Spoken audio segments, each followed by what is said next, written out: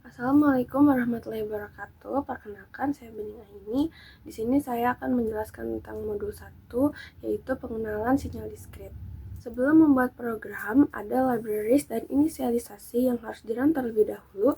Pada modul ini, perintahnya adalah NumPy SNP ini merupakan library untuk fungsi matematika. Selanjutnya ada Matplotlib, sebuah library yang digunakan untuk membuat berbagai jenis grafik. Kita juga mengimport modul pplot dari Matplotlib dengan alias plt. Modul ini digunakan untuk membuat visualisasi. Matplotlib.cm ini berfungsi sebagai color map untuk pewarnaan grafik, dan matplotlib.lines ini berfungsi untuk mengatur garis dalam grafik. Nah, yang terakhir, kode ini digunakan untuk mencetak versi dari NumPy dan Matplotlib. Setelah kita run libraries dan inisialisasi, kita coba nomor 1. Perintah np.linspace 0,35,100 ini menunjukkan bahwa 0 merupakan sinyal sin yang dimulai dari 0 dan 35 merupakan titik akhir sinyal. Perintah ini menghasilkan 100 titik yang menyebar dari 0 hingga 35 yang akan menjadi nilai sumbu X dalam grafik.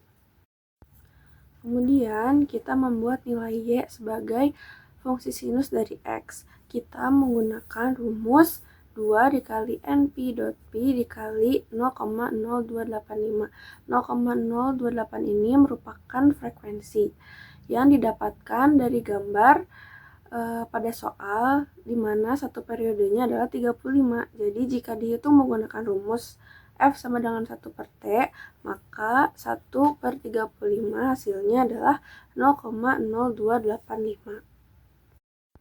Nah, plt.title ini berfungsi sebagai penggunaan judul pada grafik.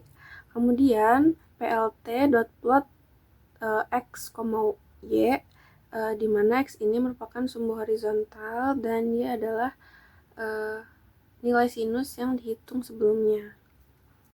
Yang terakhir ada plt.show yang berfungsi untuk menampilkan grafik pada layar. Pada nomor 2 ini dilakukan inisialisasi sebelum melakukan rumus untuk menghasilkan sinyal. Yang pertama ada A sama dengan 2, yaitu amplitudo atau gain. Yang kedua ada B sama dengan 0, B ini merupakan bias atau DC offset. Yang ketiga ada F sama dengan 0,038. Nah, 0,038 ini dihasilkan dari satu periode pada soal, yaitu 1/26 yang menghasilkan 0,038. Yang keempat ada Fs sama dengan 100. Fs merupakan sampling rate dan theta sama dengan 0 merupakan fase awal. Selanjutnya kita membuat np.linspace 0,52,5, Fs.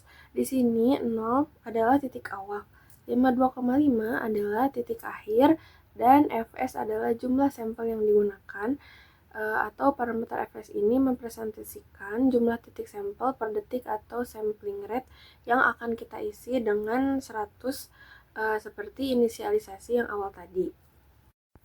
Untuk membuat sinyal ini pada grafik, kita menggunakan rumus berikut. Nah, sama seperti nomor sebelumnya, plt.plot t, y berfungsi sebagai penggambar grafik di mana T adalah sumbu horizontal atau waktu dan Y adalah nilai fungsi sinus yang telah dihitung. Untuk menetapkan batas sumbu X, digunakan plt.xlim 0,60 sehingga grafik akan ditampilkan dalam rentang waktu 0 hingga 60 detik. Dan yang terakhir, untuk menampilkan grafik ke layar digunakan plt.show.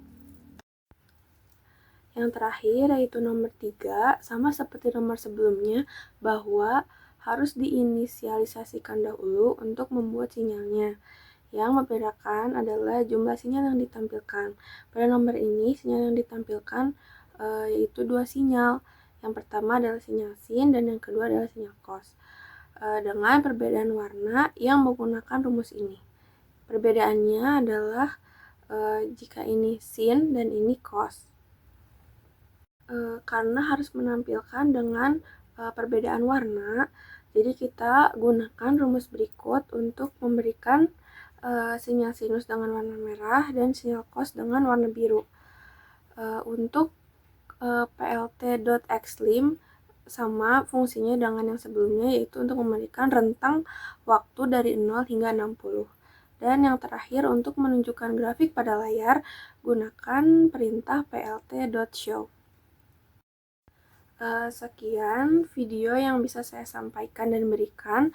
Mohon maaf jika ada kesalahan. Wassalamualaikum warahmatullahi wabarakatuh. Terima kasih.